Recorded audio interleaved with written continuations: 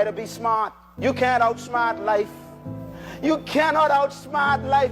You know, the Bible says it in such a wonderful way. This book is awesome. Here's what God says. God says, be not deceived. Man, I like this. This is awesome stuff. God says, you ain't deceiving him. He says, you be not deceived. Why?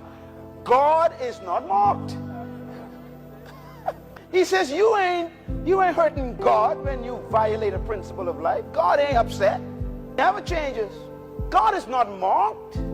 We sneak around saying, well, nobody can see me. And then God will forgive me. You don't know what you're saying. There's no way to violate a principle of life and survive. Period. I don't care what you say about grace, what you say about the blood, what you say about Calvary, all these deep religious statements. You don't violate principle and get away. I don't care if you saved 3 times, sanctified 20 times, and speak in more tongues than God himself.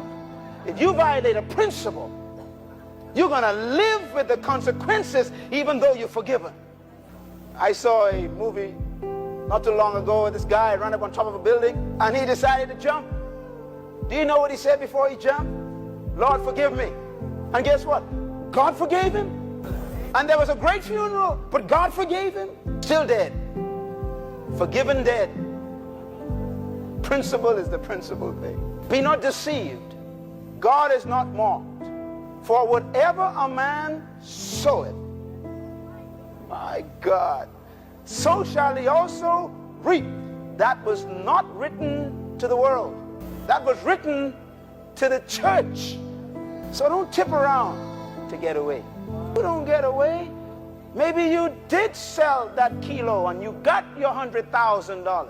And maybe you got that money stacked away in the bank, but you ain't got away. You never outsmart life. Write it down.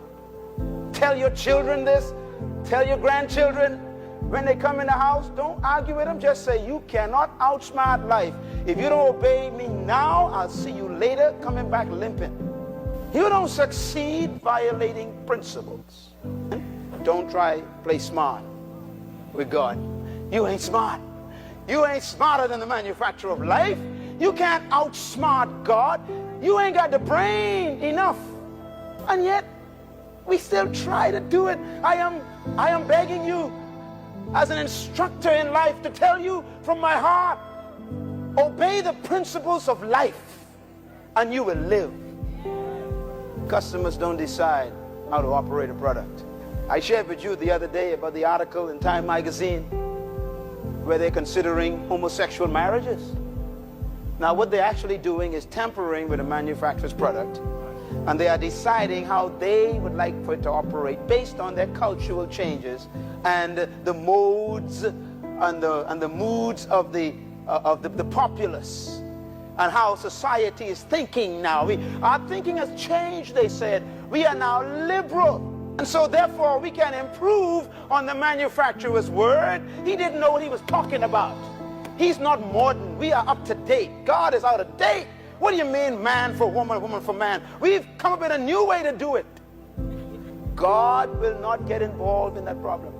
God will not touch it. Why? The self-destruct mechanism is built in. Lift your hands. Thank God he ain't got to judge nobody. The judgment is in the product. You ain't smarter than manufacturers, my friends. There's no way then for us to try and manipulate God's laws.